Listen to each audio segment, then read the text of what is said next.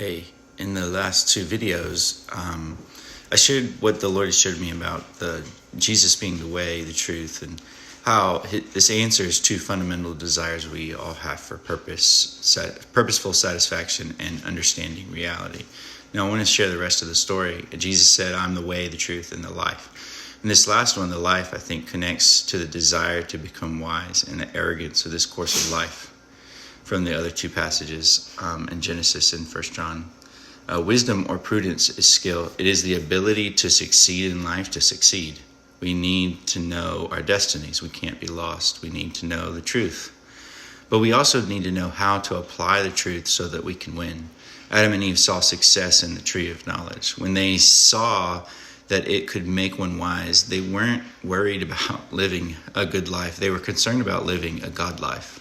That was the temptation, after all, to be like God. The irony was that God had already made them in his image and likeness.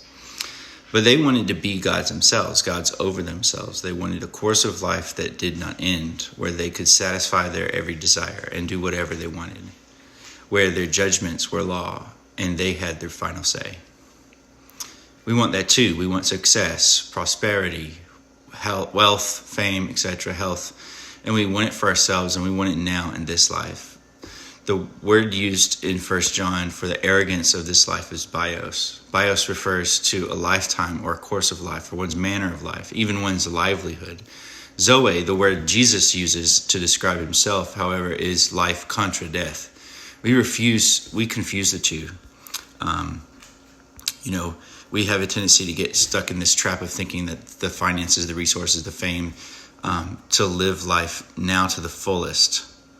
That's what we need. Having this life now to the fullest, that we need, like finances, resources, fame, and then we'd truly be living. It's like there's a Colony House song that says, "I'm not dying, I'm just not living like I could." Oh, how familiar is that sentiment? But to think that our manner of life, a good long one at that this bios is true living, is arrogance. We cannot achieve or seize life for ourselves. Life is a gift from God. So what Jesus is saying when he calls himself the Zoe life is that apart from him is only death. Without Jesus, we are without hope in the world, and all the wealthy, luxurious, carefree bios life we can grasp will still be the blind leading the blind, death leading to death. But whoever trusts in Jesus will live even though they die, and whoever lives trusting in him will never die. Thanks. Be blessed.